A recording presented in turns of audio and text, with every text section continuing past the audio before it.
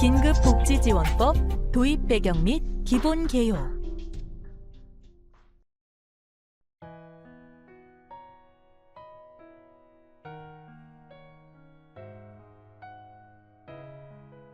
저는 초등학교에서 근무하고 있는 학교 사회복지사입니다.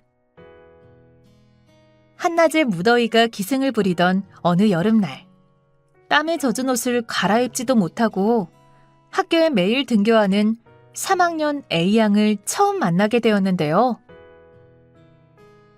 밝은 아이였지만 학용품이 제대로 구비되지 못하고 매일 똑같은 의복과 신발 차림으로 등교하는 모습이 관찰되어 혹시 집안 형편이 어려운 건 아닌지 염려가 되었습니다. 가정 방문을 통해 A양의 상황을 좀 더 살펴보니 A양은 몇 달 전 사고로 갑작스럽게 어머니를 여의고 아버지와 단둘이 어렵게 살아가고 있었습니다. A양의 아버지는 일용 근로로 간신히 소득 활동을 하고 있었지만 밀린 월세와 공과금, 곰팡이가 가득한 주거 환경 속에서 어디에 도움을 요청해야 할지 막막했다고 합니다. 이런 A양의 가족들을 도울 수 있는 방법이 없을까 고민하던 중에 마치 반가운 이정표처럼 제 눈에 들어온 포스터가 하나 있었습니다. 그것은 바로 교내 게시판에 부착되어 있던 긴급복지지원제도 홍보 포스터였습니다. 관할 시, 군, 구청 긴급복지 담당 부서로 전화를 걸게 되었고 그렇게 긴급지원 담당 공무원에게 A양 가족의 상황을 전달하게 되었습니다. 교내에 부착된 긴급복지지원제도 홍보 포스터를 보고 연락드렸습니다. 긴급복지지원이 필요해 보이는 학생이 있는데 혹시 지원이 가능할까요? 사연을 들은 담당 공무원은 직접 A양의 아버지에게 연락을 취해 상담을 시작했습니다. 그렇게 한 달가량이 지났을까요? A양의 아버지께서 학교로 찾아오셔서는 눈물이 글썽한 눈으로 고맙다고 하셨습니다. 저의 도움으로 긴급복지 지원을 받게 될 수 있었다고 하시면서요. 긴급 생계지원, 주거지원뿐만 아니라 A양은 교육지원도 받을 수 있었습니다. 담당 공무원 선생님이 국민기초생활보장급여도 신청할 수 있게 도와주셔서 지금은 그 결과를 기다리고 있는 중이라고 하셨습니다. 제가 신고한 가족이 이렇게 긴급복지 지원 제도를 통해 어려운 상황을 이겨내고 다시 일어서는 모습을 보니 학교 사회복지사로서의 보람과 사명감도 다시금 되새길 수 있었습니다.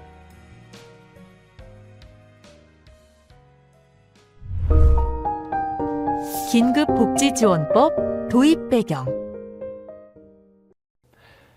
안녕하십니까? 긴급지원 신고 의무 교육의 진행을 맡은 아나운서 한석준입니다. 앞서 A양 가족의 사례 잘 보셨나요? 갑작스러운 사고로 어머니를 잃은 A양의 가족이 학교 사회복지사 선생님의 도움으로 긴급복지지원 제도를 통해 위기 상황을 이겨내고 다시 일어서는 모습을 보여준 사례였는데요. 경제 양극화 등의 사회 변화 속에서 우리 역시 A양의 가족처럼 예기치 못했던 갑작스러운 위기 상황에 처할 수 있습니다. 이런 상황에 처했을 때 우리는 어떻게 상황을 이겨내고 다시 일어설 수 있을까요? 긴급복지지원제도는 바로 이 질문에서 출발했다고 볼 수 있습니다. 소득 상실, 질병 등과 같이 갑작스러운 위기 상황이 발생했을 때 도움을 청하고 필요한 지원을 받을 수 있는 제도를 마련하기 위해 2005년 12월 23일에 긴급복지지원법이 제정되어 2006년 3월 24일부터 시행됐는데요. 대구 불로동 어린이 사건, 송파 세모녀 사건 등은 긴급복지지원 제도가 도입되고 변화되는 계기가 됐습니다. 이렇게 긴급복지지원 제도는 지역사회의 각종 복지 자원을 활용해 위기 상황에 처한 사람을 조기에 찾을 수 있는 체계를 갖추고 이들에게 필요한 지원을 신속하게 실시하며 기존의 공공부조제도나 사회복지 서비스와 연계되도록 하기 위해 도입되어 변화 발전하며 현재의 모습을 갖추게 됐습니다. 긴급복지지원제도란? 그럼 이렇게 도입된 긴급복지지원제도란 어떤 제도인지 그 목적과 기본 원칙에 대해 좀 더 자세히 알아보도록 할까요? 긴급복지지원제도란 생계곤란 등의 위기 상황에 처해 도움이 필요한 사람을 신속하게 지원하기 위한 제도로서 이들이 위기 상황에서 벗어나 건강하고 인간다운 생활을 할 수 있도록 돕는 것을 목적으로 하고 있습니다. 이러한 제도의 목적에 따라 긴급복지지원법 제3조에서는 긴급복지지원의 기본 원칙을 규정하고 있습니다. 원칙 1. 위기 상황에 처한 사람에게는 일시적으로 신속하게 지원합니다. 따라서 위기 상황에 처한 사람이 긴급복지지원을 요청하거나 긴급복지지원이 필요한 사람을 발견한 사람의 신고가 있는 경우 대상자의 거주지를 관할하는 시, 군, 구 긴급지원 담당 공무원은 지체 없이 현장 확인을 통해 위기 상황 발생과 생계곤란 상황 등을 포괄적으로 판단해 지원 여부 및 지원의 종류 등을 결정합니다. 그리고 사후 조사를 통해 지원의 적정성을 심사하게 됩니다.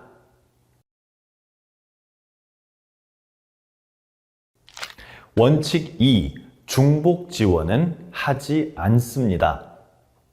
재해구호법, 국민기초생활보장법 등 다른 법률에 의해 긴급복지지원과 동일한 내용의 지원을 받고 있는 경우 긴급복지지원은 하지 않습니다. 이렇게 긴급복지지원 제도의 목적과 기본 원칙을 통해 위기 상황 속에서 긴급복지지원 제도가 어떤 역할을 하는지를 간단히 살펴봤습니다. 그렇다면 여기서 위기 상황이란 어떤 상황을 의미하는 것일까요? 예기치 못한 사고로 소득을 상실하거나 중한 질병 또는 부상을 당하는 등 살다 보면 누구나 갑작스러운 위기 상황에 처할 수 있습니다. 긴급복지지원제도에서는 이렇게 소득 상실, 중한 질병 또는 부상 등의 사유로 생계 유지 등이 어렵게 된 상황을 위기 상황으로 보고 있으며 긴급복지지원법 제2조에서는 이러한 위기 상황으로 인정하는 사유, 즉 위기 사유를 폭넓게 규정하고 있습니다. 어떤 사유들이 있는지 사례들을 통해 좀 더 자세히 살펴볼까요? 먼저 첫 번째 사례부터 보겠습니다. B씨는 홀어머니 1명, 어린 자녀 1명과 함께 생활하며 홀로 소득 활동을 통해 생계를 이어가고 있었으나 어느 날 갑작스런 사고로 사망하게 됐습니다. B씨의 갑작스런 사망으로 소득을 상실해 남은 가족들이 생계곤란 등의 위기에 처하게 된 상황인데요. 이 사례는 가구 내 주소득자였던 B씨의 사망으로 가구의 소득이 상실된 상황으로서 긴급복지지원법 제2조의 제1호의 위기 사유인 주소득자의 사망 등으로 소득을 상실한 경우라고 볼 수 있습니다. 다음 사례를 살펴볼까요? C씨는 어느 날 갑작스런 사고로 큰 부상을 입게 돼 수술을 받게 됐습니다. 그러나 의료비가 수백만 원이 나와 이를 감당하기 곤란한 상황입니다. 이 C씨의 사례는 중한 부상을 당해 의료비를 감당하기 곤란한 경우로서 긴급복지지원법 제2조 제2호의 위기 사유인 중한 질병 또는 부상을 당한 경우라고 볼 수 있습니다. 세 번째 사례입니다. 어느 날 갑작스레 발생한 화재로 인해 홀로 사시던 어르신이 거주하던 집이 불타버린 상황인데요. 이러한 어르신의 상황은 긴급복지지원법 제2조 제5호의 위기 사유인 화재 또는 자연재해 등으로 인해 거주하는 주택 또는 건물에서 생활하기 곤란하게 된 경우라고 볼 수 있습니다. 네 번째 사례입니다. D씨는 혼자 식당을 운영해 오고 있었는데 몇 해 전부터 매출이 계속 감소하더니 더 이상 식당을 운영하기 힘들어져 몇 달 전에 폐업 신고를 하게 된 상황에 처했습니다. D씨의 상황은 긴급복지지원법 제2조 제6호의 위기사유, 주소득자 또는 부소득자의 휴업, 폐업 또는 사업장의 화재 등으로 인해 실질적인 영업이 곤란하게 된 경우라고 볼 수 있습니다. 5번째 사례입니다. 자녀 2명을 키우며 남편 홀로 소득 활동을 해오던 부부가 있었는데 어느 날 남편의 실직으로 소득을 상실해 가족의 생계가 곤란해진 상황에 처하게 됐습니다. 이 가족의 상황은 긴급복지지원법 제2조 제7호의 위기사유, 주소득자 또는 부소득자의 실직으로 소득을 상실한 경우라고 볼 수 있습니다.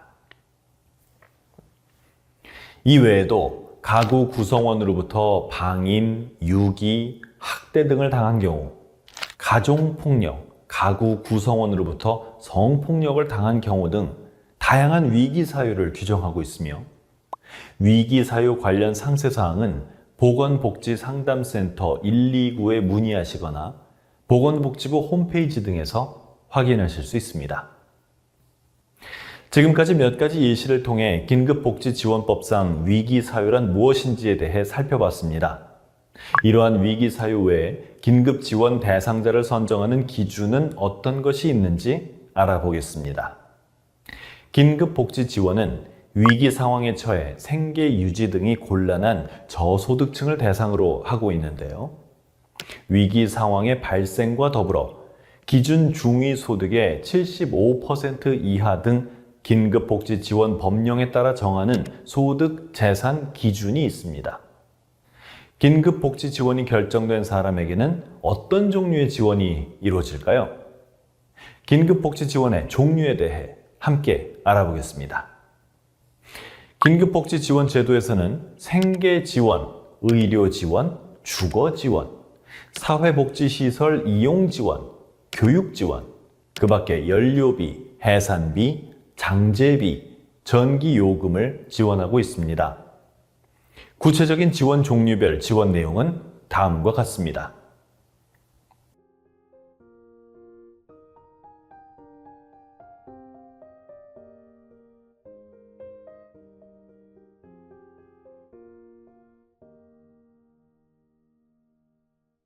지금까지 긴급복지 지원의 종류에는 어떤 것들이 있는지 살펴봤는데요. 이외에도 민간기관, 단체와의 연계 등을 지원하고 있습니다. 필요시 수시로 상담이나 정보 등을 제공하거나 대한적십자사, 사회복지공동모금회 등 관련 기관이나 단체와의 연계 등을 통해 긴급복지 지원 후에도 위기 상황이 지속될 것으로 예상되는 사람에게는 타 복지제도 및 서비스 등을 연계해 필요한 지원을 받을 수 있도록 노력하고 있습니다. 이번 시간에는 긴급복지지원법의 도입 배경과 긴급복지지원제도의 기본 개요에 대해 알아봤습니다. 그렇다면 위기 상황에 처해 긴급복지지원이 필요한 사람을 발견했을 경우 우리는 어떻게 해야 할까요? 이어서 긴급복지 신고 의무자 제도란 무엇인지에 대해 자세히 알아보도록 하겠습니다. 학습을 마치기 전 이번 시간 학습한 내용을 점검해보는 시간을 가져보겠습니다. 다음 중 긴급복지 지원 제도에 대한 설명으로 옳지 않은 것은 무엇일까요?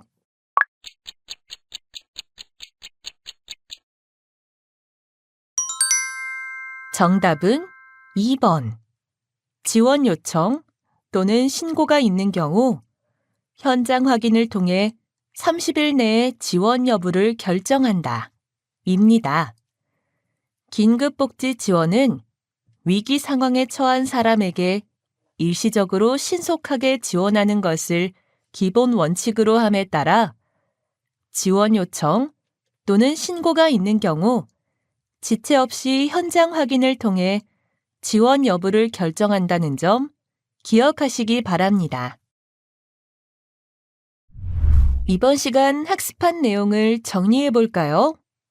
먼저 긴급복지지원법은 경제 양극화 등 사회 변화 속에서 소득 상실, 질병과 같이 갑작스러운 위기 상황이 발생한 경우 누구든지 도움을 청하고 필요한 지원을 받을 수 있는 제도를 마련하기 위하여 지역사회의 각종 복지 지원을 활용하여 위기 상황에 처한 자를 조기에 찾을 수 있는 체계를 갖추고 이들에게 필요한 지원을 신속하게 실시하며 기존의 공공부조 제도나 사회복지 서비스와 연계되도록 하기 위하여 2005년 12월 23일 긴급복지지원법이 제정, 2006년 3월 24일부터 시행되었다고 학습하였습니다.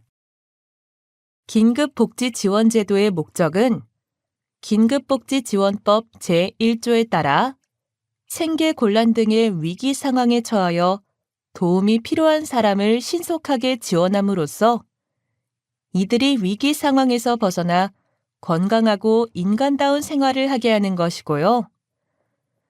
기본 원칙은 긴급복지지원법 제3조에 근거하여 위기 상황에 처한 사람에게 일시적으로 신속하게 지원하고 국민기초생활보장법 등 다른 법률에 의하여 긴급복지 지원과 동일한 내용의 지원을 받고 있는 경우 긴급복지 지원은 하지 않는다는 것을 학습하였습니다. 그리고 지원 대상으로는 위기에 처해 생계 유지 등이 곤란한 저소득층으로 하며 위기 상황으로 인정하는 사유, 즉 위기 사유를 긴급복지지원법 제2조에서 폭넓게 규정하고 있습니다.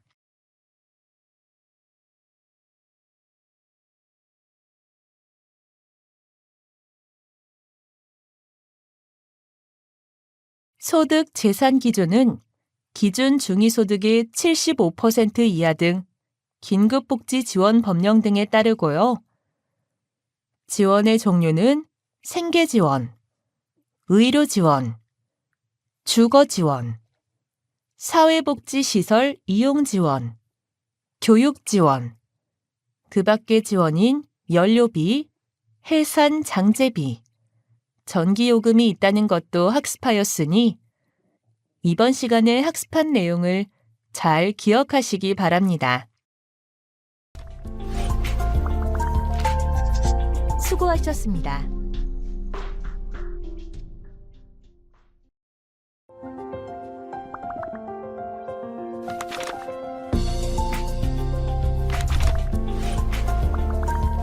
긴급복지 신고 의무자 제도의 이해.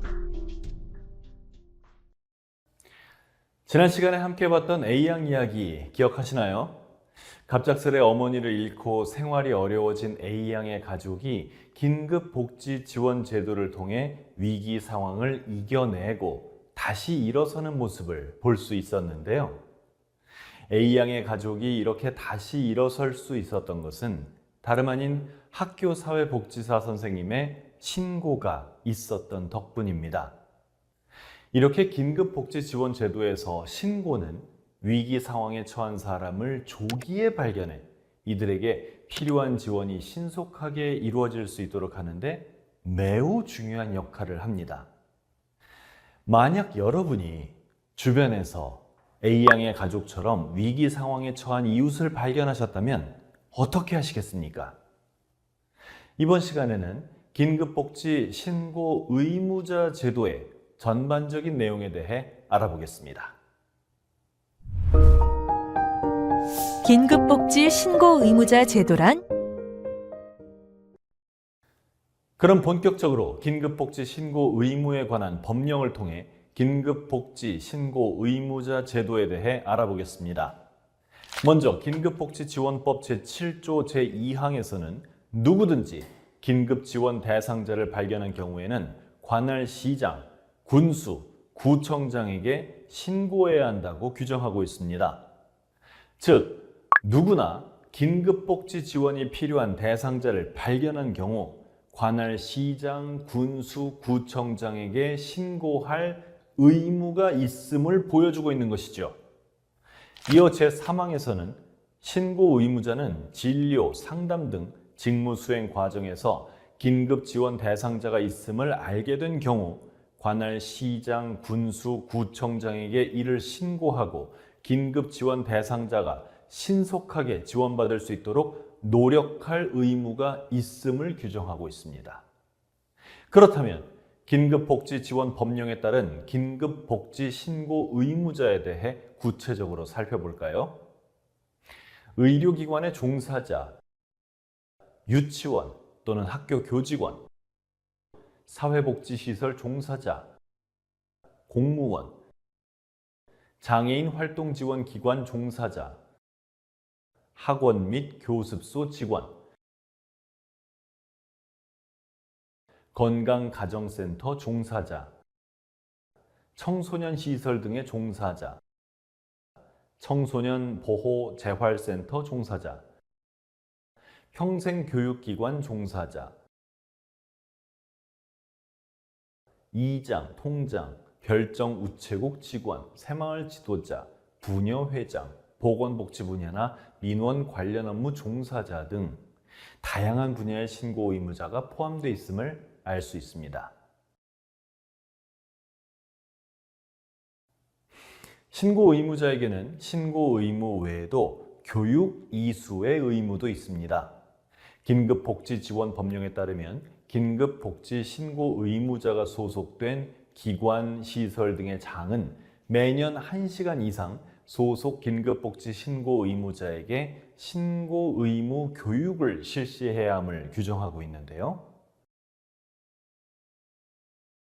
이러한 신고 의무 교육의 목적은 신고 의무자의 긴급복지 지원 제도에 대한 인지도를 높이고 위기 상황에 처한 사람들에게 신속한 보호가 이루어질 수 있도록 사회적 협력 체계를 갖추기 위함입니다. 도움받을 수 있나요? 라는 한마디를 하기까지 우리가 생각하는 것 이상으로 많은 용기가 필요할 수 있습니다. 그래서 갑작스럽게 닥친 위기 상황에 처해 먼저 적극적으로 도움을 요청하는 분들도 계시지만 어떤 도움을 받아야 할지 몰라서 그저 어려움을 견디고만 계시는 분들도 있을 수 있습니다. 따라서 여러분의 신고가 위기에 처해 있는 어려운 이웃들이 필요한 지원을 신속하게 받음으로써 위기 상황 속에서 안정을 되찾고 더 큰 어려움을 예방할 수 있는 한 줄기 빛이 될 것입니다. 긴급 지원 대상자 발견 시 신고 방법. 지금까지 긴급복지 신고 의무자 제도를 통해 신고 의무자 제도의 목적, 신고 의무자의 범위, 신고의 필요성 등에 대해 알아봤습니다. 그렇다면 우리는 실직, 휴업, 폐업, 중한 질병 또는 부상 등의 사유로 생계 곤란 등의 위기 상황에 처해 긴급복지 지원이 필요한 사람을 발견한 경우 어떻게 신고해야 할까요? 긴급 지원 대상자 발견 시 신고 방법에 대해 알아보겠습니다. 우선 긴급복지 지원이 필요한 사람을 발견하셨다면 대상자의 거주지를 관할하는 시, 군, 구청, 면, 동 긴급복지 지원 담당 부서로 신고하실 수 있습니다. 각 시군 구청에는 긴급복지 지원 요청 시 현장 확인 및 지원 여부 등을 결정하는 긴급 지원 담당 공무원이 있는데요. 직접 시군 구청에 방문하셔서 긴급 지원 담당 공무원에게 신고 대상자의 상황을 전달해 주셔도 되며 유선으로도 신고가 가능합니다. 담당 공무원의 연락처는 각 시군 구청별 홈페이지 등을 통해 확인하실 수 있으니 참고하시기 바랍니다. 가까운 읍면동 행정복지센터를 통해서도 방문, 유선 등의 방법으로 신고가 가능합니다. 보건복지상담센터를 통해서도 신고가 가능합니다. 보건복지상담센터는 긴급복지지원법에 따른 긴급지원 담당기구로서 365일 24시간 긴급복지지원에 대한 상담 서비스를 제공하고 있습니다. 전국 어디에서든 국번 없이 129로 연락하시면 신고 접수가 가능하니까요. 직무 수행 과정에서 또는 언제든 위기 상황에 처해 어려움을 겪는 이웃을 발견하셨다면 신고 부탁드립니다. 그렇다면 긴급복지 지원이 필요한 대상자를 발견해 신고할 경우에는 어떤 정보를 알려줘야 할까요? 첫째, 대상자가 처한 위기 상황입니다. 대상자가 어떤 상황에서 어떤 어려움을 겪고 있는지 대략적으로 대상자의 현재 위기 상황에 대한 정보를 알려주시면 됩니다. 바로 이렇게요. 우리 동네에 예전에는 일도 열심히 하고 성실히 잘 살던 청년이 있었는데 무슨 일인지 요즘 얼굴을 볼 수가 없어요. 걱정돼서 집에 찾아가 봐도 통 인기척도 없고 월세도 못 내는 것 같고. 한번 방문해 주실 수 있을까요?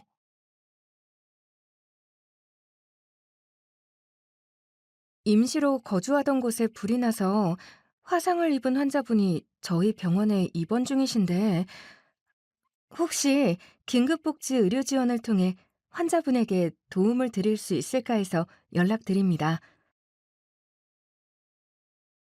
둘째, 신고를 하실 때는 대상자의 정보도 함께 전달해 주시면 좋습니다.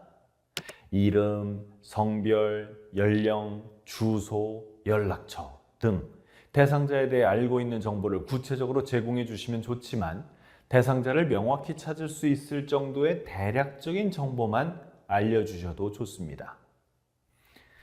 이번 시간에는 긴급복지 신고 의무자 제도란 무엇인지에 대해 알아보며 신고의 필요성, 신고 의무자의 범위, 신고 방법 등에 대해 알아봤는데요. 이어서 실제 현장에서는 긴급복지 지원 신고가 어떻게 이루어지는지, 또 신고 이후 어떤 절차를 통해 대상자에게 긴급복지 지원이 이루어지는지를 함께 살펴보겠습니다. 학습을 마치기 전 이번 시간 학습한 내용을 점검해보는 시간을 가져보겠습니다. 긴급복지지원법에 따른 긴급지원 담당 기구로서 24시간 긴급복지 지원 관련 상담이 가능한 곳은 어디일까요?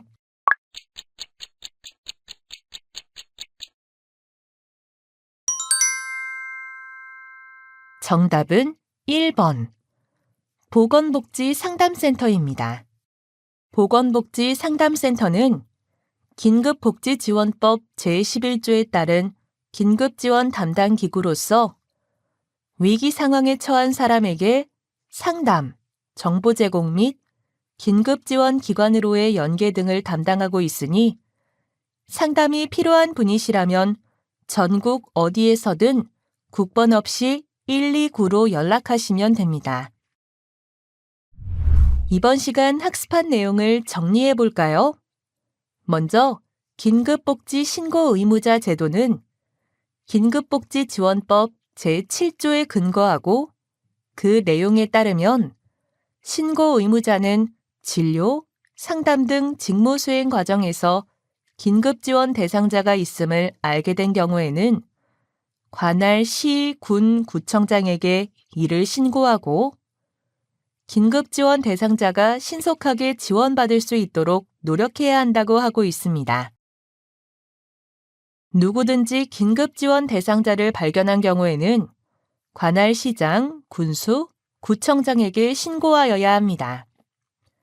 특히 의료기관의 종사자, 유치원 또는 학교 교직원, 사회복지시설 종사자, 공무원, 장애인 활동 지원기관 종사자, 학원 및 교습소 직원, 건강가정센터 종사자, 청소년 시설 등의 종사자, 청소년 보호 재활센터 종사자, 평생교육기관 종사자, 이장, 통장, 별정우체국 직원, 새마을 지도자, 부녀회장, 보건복지 분야나 민원 관련 업무 종사자 등은 진료, 상담 등 직무 수행 과정에서 긴급지원 대상자가 있음을 알게 된 경우에는 관할 시장, 군수, 구청장에게 이를 신고하고 긴급지원 대상자가 신속하게 지원을 받을 수 있도록 노력해야 한다는 것도 학습했습니다. 긴급복지지원 신고 의무 교육은 긴급복지지원법 제7조 제5항 긴급복지지원법 시행규칙 제2조의 3에 근거하여 신고 의무자의 긴급복지지원 제도에 대한 인지도를 높이고 위기 상황에 처한 사람들에게 신속한 보호가 이루어질 수 있도록 사회적 협력 체계를 갖추기 위해 실시하는 것이기에 긴급복지 신고 의무자가 소속된 기관, 시설 등의 장은 매년 1시간 이상 소속 신고 의무자에게 신고 의무 교육을 실시해야 한다는 점 기억하시면 좋을 것 같고요. 긴급 지원 대상자 발견하셨을 때에는 관할 시, 군, 구청, 관할 읍면동 행정복지센터, 보건복지상담센터로 방문 또는 유선 등을 통해 신고가 가능하며 신고할 때에는 대상자가 처한 위기 상황과 대상자의 정보 등에 대해 알려야 한다는 점도 꼭 기억하시길 바랍니다. 수고하셨습니다.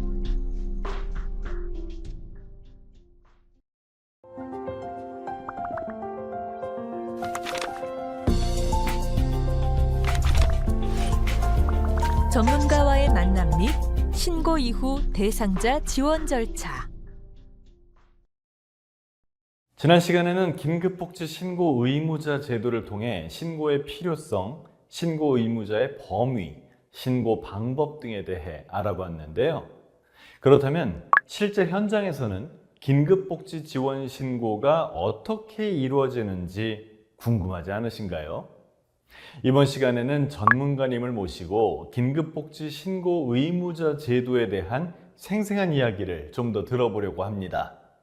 그리고 신고 이후 긴급복지 지원은 어떤 절차를 거쳐 이루어지는지에 대해서도 함께 알아보도록 하겠습니다. 전문가와의 만남.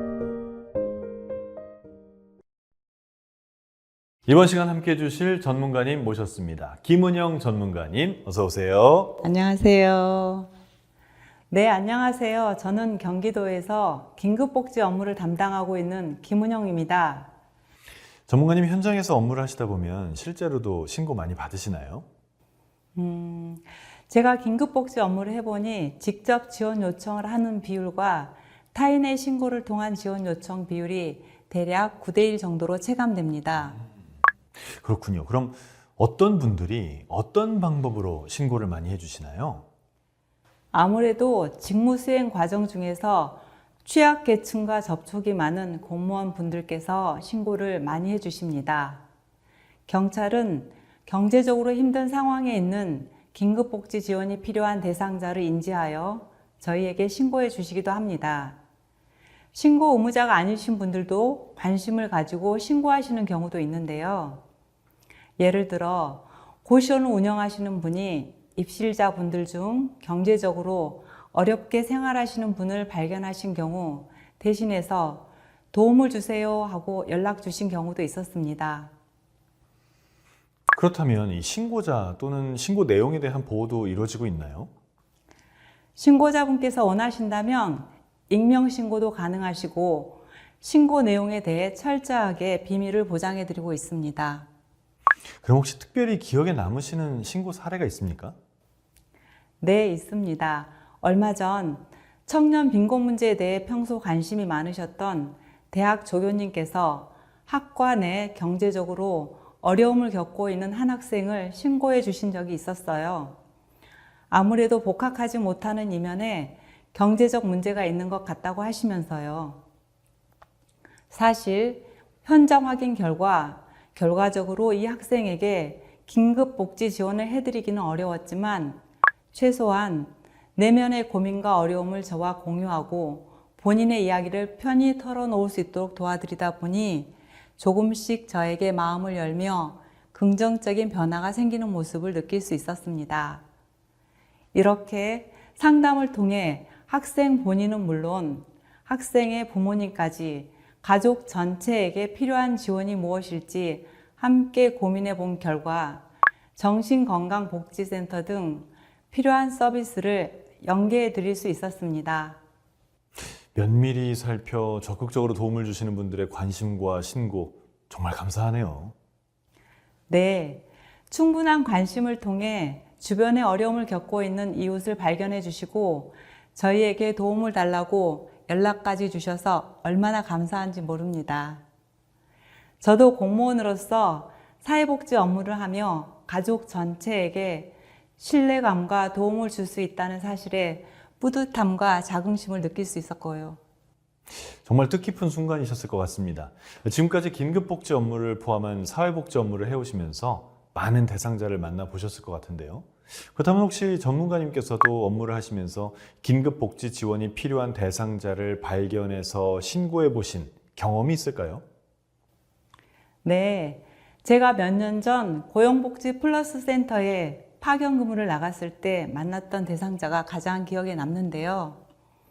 주머니에 단돈 1,000원이 있는 채로 저희에게 찾아와서 숙식이 함께 제공되는 일자리를 구할 수 없을지 상담을 요청하신 분이셨습니다. 상담을 해보니 일정한 주거가 없어 친구분 댁에 머무르시며 경제적으로 어려운 상황에 놓여 있는 분이라는 걸 알게 되었는데요. 막막한 생계로 인해 절망감에 빠져 계셨지만 쉽게 도움을 요청하지 못하시다가 저희에게 찾아오신 상황이었습니다. 이분께 어떤 도움을 드릴 수 있을지 고민하던 중 신속하게 생계와 주거 지원이 가능한 긴급복지 지원 제도가 떠올랐고 당시 관할 시청 긴급지원 담당 공무원에게 신고한 기억이 납니다. 다행히 이분은 긴급복지 지원을 통해 생계와 주거 지원을 받을 수 있으셨고 추후 국민기초생활보장제도 대상자로도 선정되셨습니다. 또한 지역자활센터를 통해 적합한 일자리를 배정받을 수 있게 되셨습니다. 전문가님, 긴급복지 지원이 저를 살만 나게 합니다 하고 하시며 저를 향해 밝게 웃으시는 대상자분을 볼 때마다 정말 그때 신고하기를 잘했다는 생각이 들곤 합니다. 나의 신고로 인해서 누군가가 다시 환하게 웃는 모습을 보게 된다면 정말 의미 있고 보람 있는 경험이 아니었을까 싶습니다. 좋은 경험 나눠주셔서 고맙습니다. 아나운서님, 네. 저도 질문 하나 드릴까요? 네. 혹시 영화 스파이더맨 보셨나요? 그럼요. 봤죠. 위기 상황에 빠진 사람들을 돕는 민첩한 영웅에 대한 영화. 저도 정말 재밌게 봤습니다. 여러분의 친절한 이웃 스파이더맨 이런 대사도 기억에 남고요. 저는 스파이더맨과 우리 긴급복지 지원이 무척 닮았다는 생각을 합니다. 스파이더맨이 쏘아 올리는 거미줄처럼 유연하고 빠르면서도 촘촘하게 위기 상황에 처한 분들을 도울 수 있는 것이 긴급복지 지원 제도이니까요. 정말 듣고 보니 그러네요. 이런 제도를 직접 운영하며 위기 상황에 처한 우리 이웃들에게 즉각적으로 다가가 신속하게 지원하는 우리 김은영 전문가님을 포함한 긴급지원 담당 공무원은 여러분의 친절한 이웃 스파이더맨과 같은 존재고요. 그런데 아무리 스파이더맨이더라도 어려운 이웃이 어디 있는지 알지 못한다면 이웃을 도울 수 있을까요? 도울 수 없겠죠. 근데 스파이더맨에게는 레이더가 있던데 신고 의무자분들께서 레이더가 돼줄 수 있겠네요. 네, 맞습니다. 긴급복지 지원 제도는 위기 상황에 처해 생계 곤란 등의 어려움을 겪는 대상자에게 신속하게 필요한 지원을 실시하는 제도인 만큼 지원이 필요한 대상자를 조기에 발견할 수 있는 사회적 협력 체계를 갖추는 것 또한 매우 중요합니다.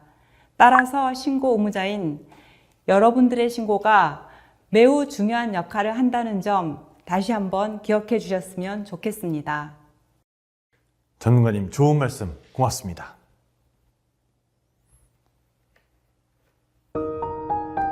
신고 이후 대상자 지원 절차. 그렇다면 긴급복지 지원 신고 이후 대상자에게는 어떤 절차를 거쳐 지원이 이루어지게 될까요?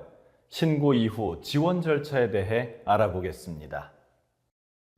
시, 군, 구 긴급지원 담당 공무원은 신고 의무자 등으로부터 직접 신고를 받았거나 또는 보건복지상담센터, 읍면동 행정복지센터 등으로 들어온 신고건을 연계받은 경우 지체 없이 긴급지원 대상자의 거주지 등을 방문하는 등 현장 확인을 통해 대상자의 위기 상황을 확인합니다. 위기 상황 확인을 위해 필요한 경우 긴급 지원 담당 공무원은 읍면동 행정복지센터, 관할 경찰서, 소방서, 의료기관, 복지기관 등 관계기관의 협조를 요청할 수 있습니다. 또한 지역 주민들과 가장 가까이에서 만나고 소통할 수 있는 이장, 통장님들과도 현장 확인을 많이 도와주고 계십니다. 이러한 현장 확인은 대상자가 처한 위기 상황 및 생계 곤란 상황 등을 면밀히 확인하기 위한 것으로 긴급복지 지원 여부 결정, 긴급복지 지원 외 국민기초생활보장제도, 통합사례관리 등 대상자의 욕구에 맞는 다양한 복지 자원 연계 등을 위한 중요한 절차입니다. 긴급지원 담당 공무원의 현장 확인을 통해 대상자의 위기 상황 및 생계 곤란 상황 등을 종합적으로 고려해 지원의 필요성이 있다고 판단되면 시, 군, 구청장은 지체 없이 지원의 종류와 내용을 결정해 필요한 지원을 실시합니다. 이렇게 신고 이후 긴급복지 지원이 어떻게 이루어지는지 함께 살펴봤는데요. 그런데 의료 지원의 경우 한 가지 더 유의하실 점이 있습니다. 특히 의료기관 등에 종사하고 계시는 분이라면 지금부터 더욱 집중해 주시기 바랍니다. 긴급 의료 지원은 중한 질병 또는 부상으로 의료비 감당이 곤란한 사람에게 각종 검사 및 치료 등 의료 서비스를 지원하는 제도인데요. 즉 중한 질병 또는 부상을 당해 긴급하게 수술이나 입원 등이 필요한 상황이지만 의료비를 감당하기 곤란한 경우 긴급의료 지원 제도를 통해 대상자가 의료기관에서 필요한 검사 및 치료 등의 의료 서비스를 제공받을 수 있도록 지원하고 있습니다. 따라서 긴급의료 지원은 퇴원 전에 지원 요청 또는 신고가 있어야 진단서 등 서류 및 현장 확인을 통해 지원 여부를 결정하게 됩니다. 추후 의료기관이 관할 시장, 군수, 구청장에게 의료 서비스 제공에 소요된 금액을 청구하면 시장, 군수, 구청장은 긴급복지지원 법령 등에 따른 금액의 범위 내에서 의료기관 등에 지급하게 되는 것이죠. 만약 종사하고 계시는 병원 등에서 긴급의료 지원이 필요한 대상자를 발견하신 경우 대상자가 퇴원 전에 지원 요청할 수 있도록 안내 또는 관할 시, 군, 구청 등에 직접 신고해 주셔야 함을 꼭 유의해 주시면 좋겠습니다. 이번 시간에는 실제 현장에서는 긴급복지 지원 신고가 어떻게 이루어지는지 전문가님과 함께 살펴봤습니다. 또 신고 이후 긴급복지 지원은 어떤 절차를 거쳐 이루어지는지 알아봤는데요. 이어서 긴급복지 지원의 실제 사례들에 대해 좀 더 풍부하게 살펴볼까 합니다. 여러 가지 사례들을 통해 위기 상황 속에서 긴급복지 지원이 어떤 역할을 하는지 함께 생생하게 살펴보도록 하겠습니다. 학습을 마치기 전 이번 시간 학습한 내용을 점검해보는 시간을 가져보겠습니다. 다음 중 긴급복지지원법에 따른 긴급지원기관은 어디일까요?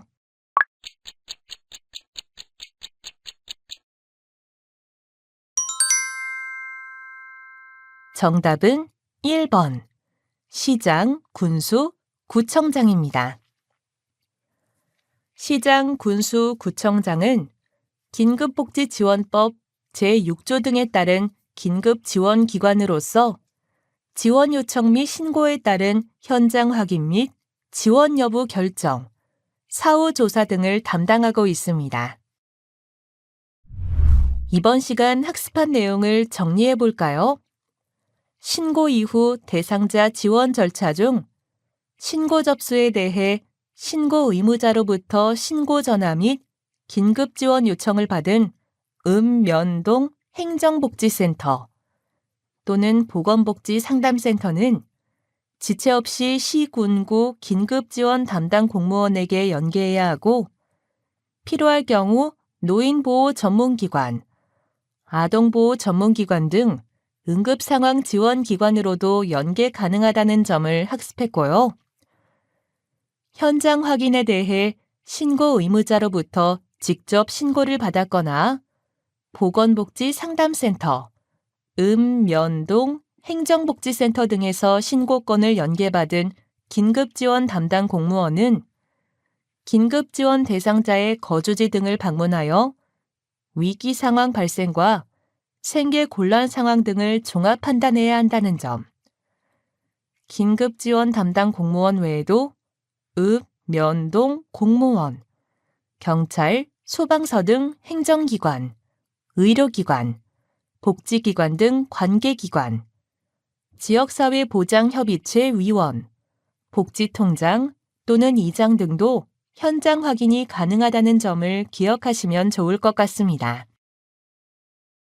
마지막으로 지원 결정 및 지급 과정에 대해 시, 군, 구청장은 긴급지원 담당 공무원의 현장 확인 결과 지원의 필요성이 인정되는 경우 지체 없이 지원의 종류 및 내용을 결정하여 지원을 실시하고 지원이 결정된 사람에게는 지원 결정일부터 1개월 내 사후 조사를 실시하고 3개월 내 지원의 적정성을 심사한다는 점도 기억하시기 바랍니다. 수고하셨습니다.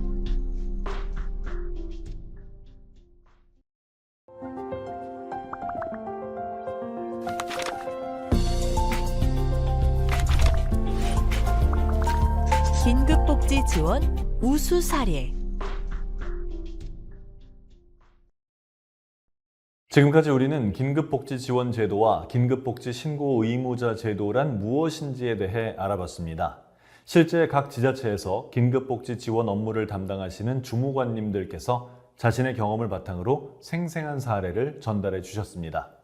이번 시간 전문가님과 함께 긴급복지 지원의 우수 사례들을 살펴보며 긴급복지 지원 제도에 대해 더 알아가는 시간을 가져보도록 하죠.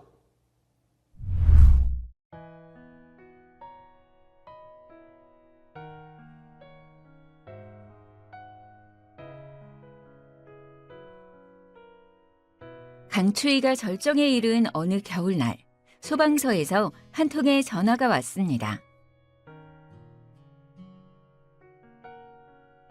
안녕하세요. 희망소방서입니다. 화재가 발생해서 저희가 진압을 했는데 다행히 인명피해는 없었어요. 하지만 혼자 사시는 어르신 집이 불타버렸네요. 아무래도 행정복지센터에서 나오셔야 할 것 같아서 말씀드려요. 현장 확인을 위해 화재 현장으로 가보니 어르신의 집은 불타버렸고 한쪽 구석에서 울고 계신 어르신을 발견할 수 있었습니다. 조심스레 다가가 어르신, 저는 행정복지센터 직원이에요. 괜찮으세요? 라고 말문을 열었습니다. 한순간에 집이 사라졌어요. 아무것도 챙기지 못하고 간신히 몸만 빠져나왔네요. 모든 것을 잃었고 남은 건 휴대전화와 제 몸 하나가 전부예요. 저 좀 도와주세요. 가까운 가족도 친구나 지인도 없는 어르신께는 우선 당장 지내실 수 있는 주거지 마련이 가장 시급한 상황이었습니다. 그래서 신속하게 임시 주거 지원이 가능한 긴급복지지원제도가 떠올랐고 시청 긴급지원 담당 공무원에게 전화를 걸었습니다. 안녕하세요. 희망동 행정복지센터 직원입니다. 오전에 주택 화재 피해를 입은 독거 어르신이 있는데 오늘 밤부터 당장 머무를 수 있는 집이 없는 상황입니다. 긴급 주거 지원이 가능할지 검토 부탁드립니다. 현장 확인을 통해 확인했던 어르신의 위기 상황 관련 서류 등을 준비해서 시청 담당자에게 보내드렸고 몇 시간 후 위기 상황 등 지원 기준 적합 여부를 살펴본 시청 담당자로부터 긴급 주거 지원이 가능하다는 답변을 받았습니다. 다행히도 긴급 주거 지원을 통해 어르신은 화재 피해를 입은 당일부터 임시 숙소에 머무를 수 있었습니다. 추후 시청에서는 사후 조사 등을 통해 어르신의 위기 상황과 소득 재산 상황 등을 고려하여 6개월간 긴급 주거 지원이 가능하도록 연장 결정을 해주었고, 어르신께 닥친 복합적인 어려움을 해소해 드릴 수 있는 기반이 조성되었습니다. 긴급 주거 지원이 종료된 이후에도 어르신이 다시 일어설 수 있는 기반을 마련해 드리고자 시청 긴급 지원 담당 공무원과 우리 행정복지센터에서는 지원 가능한 다른 복지 서비스나 제도가 없는지 함께 검토해 보았습니다. 그 결과 지역사회보장협의체, 대한적십자사 등 민간기관 등을 연계하여 어르신이 필요한 생필품과 식료품 등을 지원받으실 수 있도록 도와드렸습니다. 이외에도 통합사례관리 담당 부서로 연계하여 어르신이 주거, 경제 등 필요한 지원을 받으실 수 있도록 도와드렸습니다. 정말 고마워요. 처음엔 왜 나한테만 이런 일이 일어난 건지 원망스러웠는데 이젠 선생님들 덕분에 정말 마음이 편안해졌습니다. 이제는 매일 하루를 감사한 마음으로 살아갈 수 있을 것 같아요. 영화 필름처럼 어르신과 함께했던 모든 순간이 머릿속을 스쳐 지나갔고, 저도 정말 많은 보람을 느꼈던 순간이었습니다. 첫 번째 사례 잘 보셨나요? 어느 날 갑자기 발생한 화재로 인해 위기에 처했던 독거 어르신의 이야기였는데요. 전문가님, 이번 사례 어떻게 보셨나요? 네, 이번 사례에서 우선 말씀드리고 싶은 건 어르신께서 이렇게 위기 상황 속에서 다시 일어날 수 있었던 최초의 출발점은 신고 의무자로서의 역할을 톡톡히 해준 소방관이 아니었을까 싶습니다. 화재 진압 과정에서 어르신을 발견하고 관할 행정복지센터에 연락하여 도움을 요청한 덕분에 이런 위기 상황 속에서도 어르신을 위한 신속하고 유연한 대처가 가능했으니까요. 정말 신고 의무자의 역할이 정말 중요하다는 점, 저도 이번 사례를 통해 다시 한번 느낄 수 있었습니다. 그럼 우리는 이번 사례를 통해 또 어떤 점을 배울 수 있을까요? 긴급복지 지원은 그 목적과 취지에서도 알 수 있듯이 위기 상황에 처한 사람에게 필요한 지원을 신속하게 실시하고 더 큰 어려움이 발생하지 않도록 예방한다는 데 의의가 있습니다. 또한 긴급복지 지원이 종료된 이후에도 위기 상황이 계속될 것으로 보이는 경우 다른 복지 제도나 민간기관, 단체 등과의 연계를 통해 계속적으로 필요한 지원을 받을 수 있도록 노력하고 있습니다. 앞서 살펴본 어르신의 사례는 이러한 긴급복지 지원의 역할을 특히나 잘 보여주는 사례가 아니었나 싶네요. 네, 이렇게 사례를 통해 보니 긴급복지 지원 제도가 실제 위기 상황에서 어떤 역할을 하는지 좀 더 생생히 느낄 수 있는 것 같습니다. 자, 그럼 다음 사례도 함께 보시겠습니다.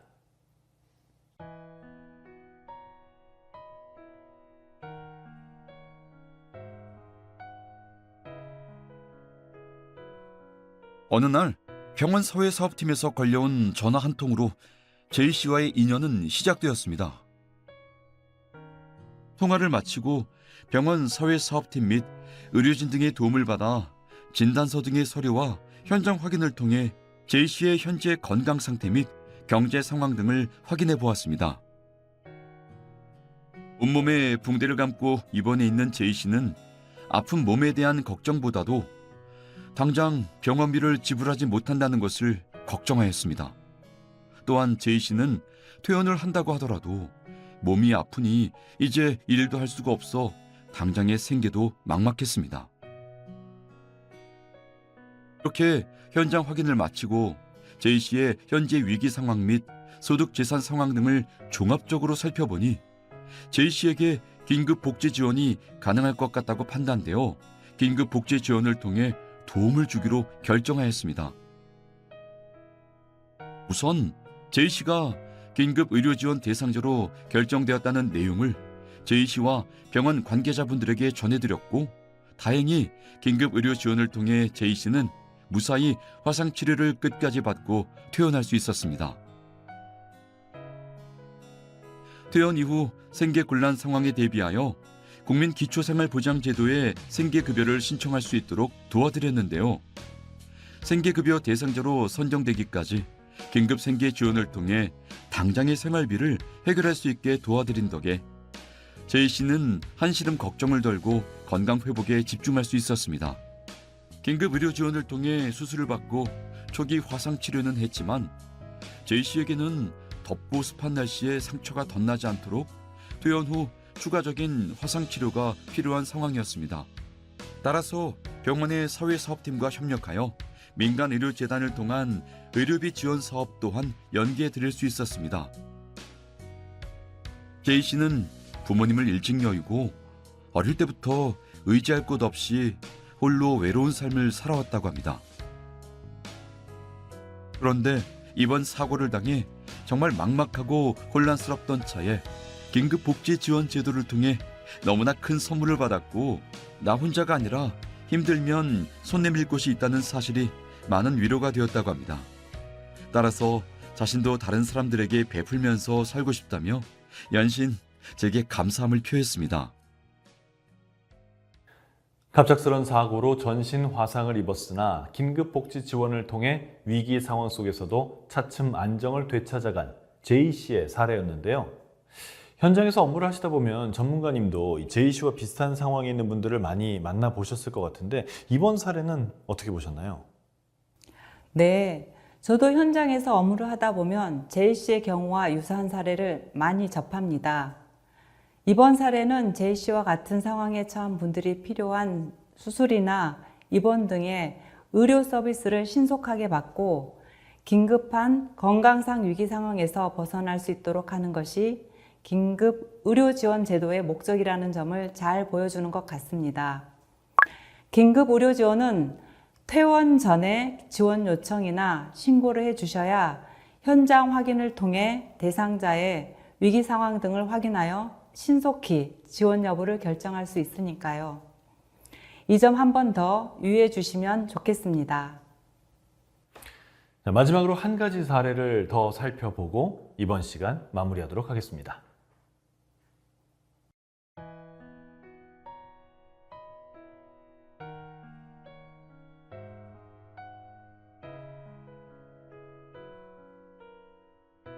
어느 날 관내 지역 아동센터장님에게 전화가 왔습니다. 지역 아동센터에 다니는 다문화 가정의 자녀가 도움이 필요한 것 같은데 어머니와 의사소통이 안 되어서 어떻게 도와야 할지 모르겠어요. 구청에서 좀 도와주시겠어요? 구청에서 긴급복지 지원 업무를 담당하고 있던 저는 대상자를 직접 만나러 가보았는데요. 저를 기다리고 있는 아이는 한국 국적의 아버지와 베트남 국적의 어머니 사이에서 태어난 피군이었습니다. 어머니는 한국어를 전혀 사용할 줄 모르는 상황이라 의사소통이 어려웠기 때문에 관내 가족센터의 통역 도움을 통해 피군의 가족이 처한 위기 상황을 확인해 보았는데요. 얼마 전 갑작스럽게 아버지를 여의게 된 피군은 작은 방 한 칸에서 어머니와 단둘이 어렵게 생활해 왔다고 합니다. 그러나 한국어가 능숙하지 못한 어머니는 소득 활동이 어려워 생계가 곤란한 상황이었고 피군 역시 학습이 부진한 상태로 학교 공부에 어려움을 겪고 있었습니다. 피군의 가족이 처한 이런 위기 상황과 생계곤란 상황 등을 종합 검토해 보니 신속하게 긴급 복지 지원을 통한 도움이 필요한 상황이라 판단되었습니다. 그래서 피군의 가족이 우선 당장 생활비와 체납된 공과금 등을 해결할 수 있도록 긴급 생계 지원을 결정했습니다. 또 냉난방이 전혀 되지 않고 결로 등으로 곰팡이가 가득한 방에서 피군의 가족이 생활하는 것은 문제가 있다고 판단되어 긴급 주거 지원을 통해 좀 더 쾌적한 환경에서 생활할 수 있도록 도움을 드렸습니다.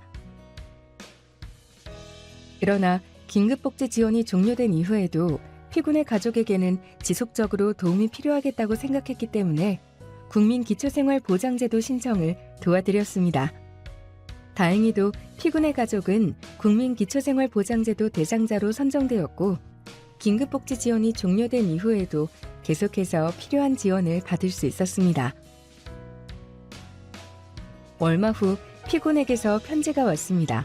어머니와 함께 새로운 마음가짐으로 새 출발을 할 수 있게 도와주어 너무 감사하다며 자신이 받은 이 도움을 꼭 기억하며 먼 훗날 훌륭한 어른으로서 사회에 도움을 주는 사람이 되겠다고 훌륭한 다짐까지 하며 말이죠.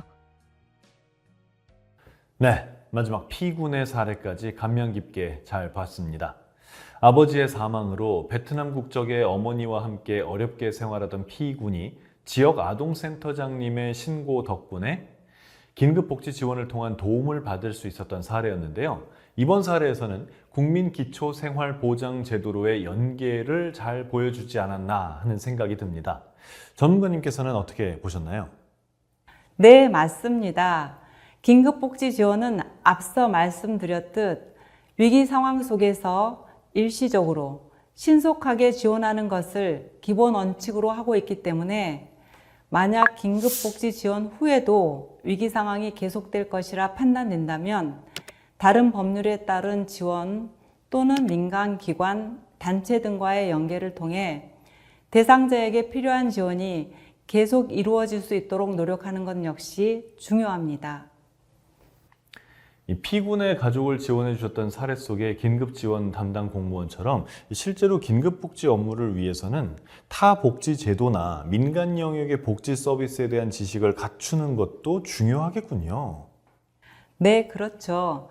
대상자가 처한 위기 상황을 면밀히 살필 줄 알고 어떤 복합적인 어려움을 갖고 있는지를 파악해서 필요한 지원을 적절히 잘 연계하기 위해서는 담당자의 역량이 중요하다고 볼 수 있습니다. 국가공무원법 및 지방공무원법에 따른 공무원도 역시 긴급복지 신고 의무자이잖아요. 이번 교육을 통해 긴급복지 지원 제도란 무엇인지에 대해 알게 되신 만큼 자신이 담당하고 있는 제도가 긴급지원 대상자에게 어쩌면 큰 도움이 될 수도 있음을 기억해 주시고 긴급지원 담당 공무원과의 협력을 통해 대상자에게 필요한 지원이 이루어질 수 있도록 협조 부탁드리겠습니다. 네, 그럼 직무 수행 과정에서 긴급복지 지원이 필요한 대상자를 발견하신 경우에 적극적으로 신고해 주시는 것은 물론이고요. 지금까지 현장 전문가분을 모시고 많은 이야기 나눠봤는데 정말 유익한 정보 많이 주셔서 감사드립니다. 지금까지 사례를 통해 긴급복지 지원 제도 및 긴급복지 신고 의무자 제도의 전반에 대해 함께 살펴봤습니다. 위기 상황에 처한 우리 주변의 이웃들을 조기에 발견해 신속하게 도움을 주고 그분들이 희망을 얻고 새롭게 일어날 수 있도록 신고 의무자 여러분의 지속적인 관심과 협력 부탁합니다. 학습을 마치기 전 이번 시간 학습한 내용을 점검해보는 시간을 가져보겠습니다. 다음 중 긴급복지 신고 의무자가 위기 상황에 처한 사람을 발견했을 때 취할 수 있는 올바른 조치 방법은 무엇일까요?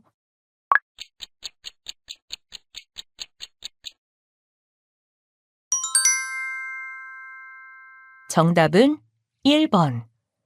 위기 상황에 처한 대상자를 발견한 경우 보건복지 상담센터 또는 관할 시, 군, 구청에 대상자의 위기 상황 등을 알린다입니다.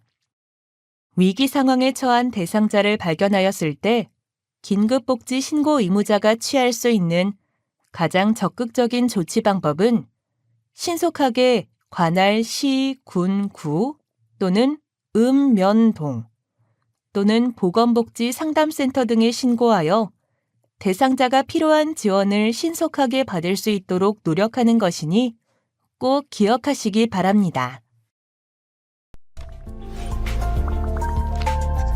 이것으로 긴급복지 지원 신고 의무 교육을 마치겠습니다. 수고하셨습니다.